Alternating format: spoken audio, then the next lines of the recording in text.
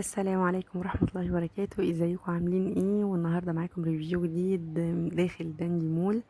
انا في الفود كورنر في الدور التاني. مكان مخصص للمطاعم، وفي جزء مخصص للأطفال والكبار. بصراحة ملاهي فابيلاند فيها ألعاب إلكترونية وألعاب مميزة. بصراحة أنا مش هطول عليكم، هسيبكم تستمتعوا بالملاهي الصغيرة اللي موجودة هنا. حاجة كده وهم وتحفة وجميلة جدا، وهتستمتعوا بيها ككبار وصغيرين. في كمان في نفس الدور في آخر الممر ترامبولين للأطفال والكبار لو حابين برضو تاخدوا جولة. المكان برضو فيه ملاهي تاني برضو نهاية الممر، بس ألعاب فيها برضو ألعاب زحاليق ومراجيح زيادة عن موضوع الإلكترونيات. يعني ده موجود وده موجود. بس فابيلاند النهاردة عجبتني فكرة ان انت بعد ما بتخلصي ألعابك والأطفال يستمتعوا في تيكتس بتجمعيها، وفي المكان دوت بتدخليها وبتحصلي على مجموعة نقاط بتحوشيهم للمرة الجاية أو في نفس اليوم، وبتستبدليهم بألعاب.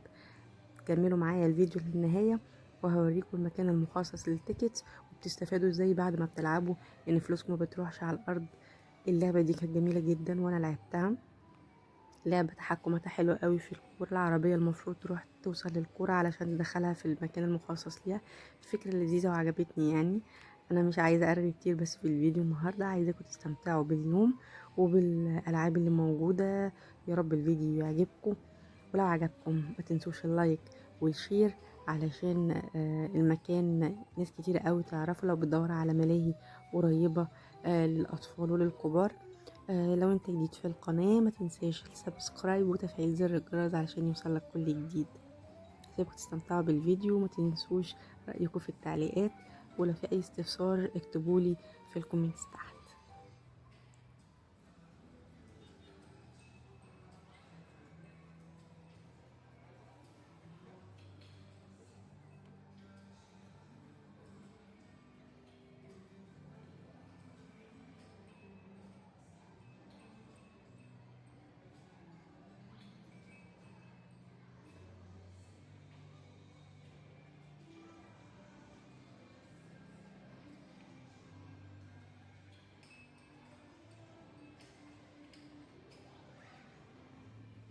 المكان هنا حلو قوي للأطفال الصغيرة، بيتسلقوا النخل، بيستمتعوا بالموضوع ده جدا. وموضوع آمن خالص، يعني ما فيش أي خطورة للولاد.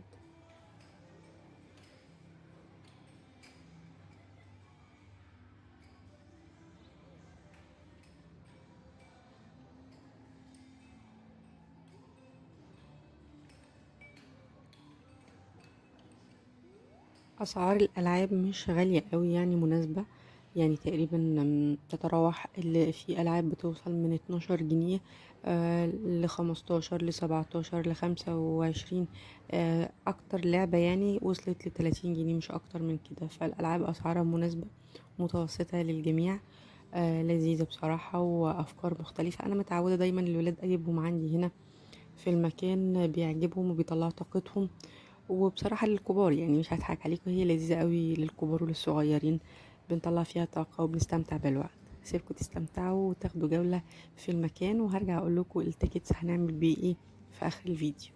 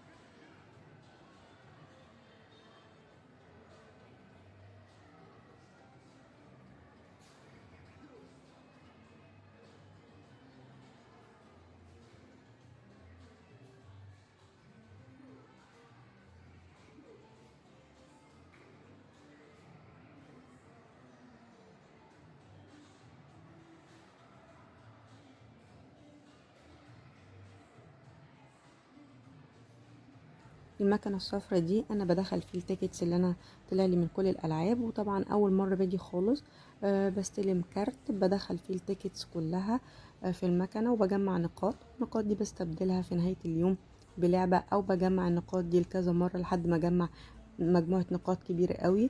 اعلى لعبه هنا في المكان حوالي 6000 نقطه اللي هي العربيه. لكن الألعاب أقل من كده، في ألعاب ب100 ب50 تيكتس، في 200 تيكتس. يا رب الفيديو يكون عجبك، وما تنساش لايك وشير للفيديو، ولو انت جديد سبسكرايب وتفعل زر الجرس علشان يوصلك كل جديد.